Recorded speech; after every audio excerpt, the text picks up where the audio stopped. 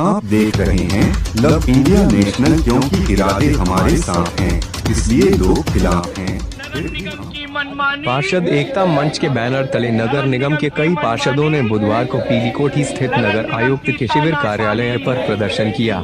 आरोप लगाया कि उनके द्वारा बताए जनहित के कार्यों के संबंध में पत्रों की अनदेखी की जा रही है। इससे पार्षदों और उनके वार्ड के नागरिकों में निगम प्रशासन के खिलाफ नाराजगी है। वार्ड नंबर 40 की पार्षद भारतीय परवेज इस्लाम, वार्ड 66 के मुअज्जम अली, 42 के जैनब, वार्ड 4 की पार्षद उषा देवी आदि ने प्रदर्शन कर कहा कि उनके वार्ड में गंदगी पसरी है। सफाई के लिए पत्र लिखने और कहने के बावजूद जोनल सैनिटरी अधिकारी सुधांशु द्वारा पार्षदों के साथ भेदभाव और उपेक्षा की जाती है। काम न होने से नागरिकों के सामने अपमानित महसूस होता है।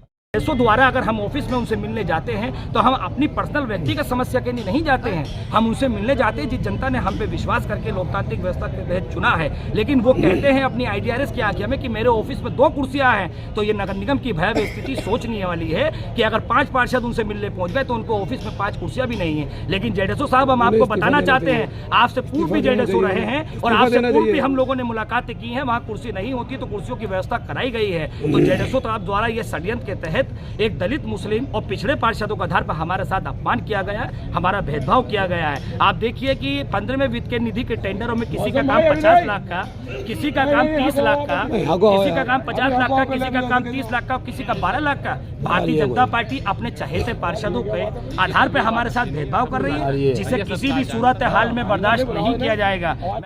ये मेरा सैयद मौज़म अली नाम है, मैं पार्षद प्रतिनिधि हूँ वार्ड नंबर 42। मेरी भाभी मेंबर है जैनब, और मेरी इससे पहले मदर रही आसिया बेगम, उसके बाद मेरी वाइफ नाजिया, और अब मेरी भाभी हैं जैनब, वार्ड नंबर 42 12 और जहाँ ये सरकार एक तरफा ये बात करती है कि सभी का साथ, सभी का विकास, सभी का विश्वास, ऐसा कुछ भी नहीं है, सिर्फ बातों में है।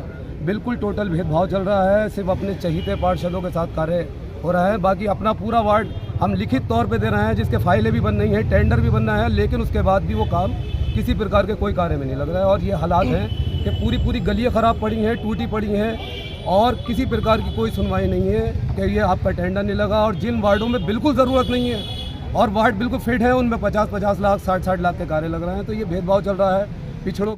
हमने जितने भी लेटर पैड, क्या नाम है आपका? उषा देवी, जो ये पूछे जी, वार्ड नंबर 4 जी। आज यहाँ पे क्या सब लोग इकट्ठे हुए, क्या मामला है? मामला ये है कि हमारी कोई सुनवाई ना हो रही। हम जितने लेटर पैड देते हैं वो रद्दी में डाल दिए जाते हैं, और हम देखते हैं कि कोई काम ही ना होने पा रहा। जब हमारे पैसे भी कुछ नहीं है तो हम अपने पास से थोड़ा ही ना करेंगे। जब हमें कुछ मिल ही ना रहा तो हमारे लेटर पैड की कोई सुनवाई ना हो रही। जितने भी लिखते हैं, भेजते हैं, सब उनका कोई हमें लाभ नहीं मिल रहा। किन को भेजते हैं आप? नगर आयुक्त को भेजते हैं, संबंधित अधिकारी को भेजते हैं। अभी तक कोई सुनवाई नहीं हो रही। हमारे लेटर पैड ऐसे डाल दिए जाते हैं, उनकी कोई देख रेख नहीं।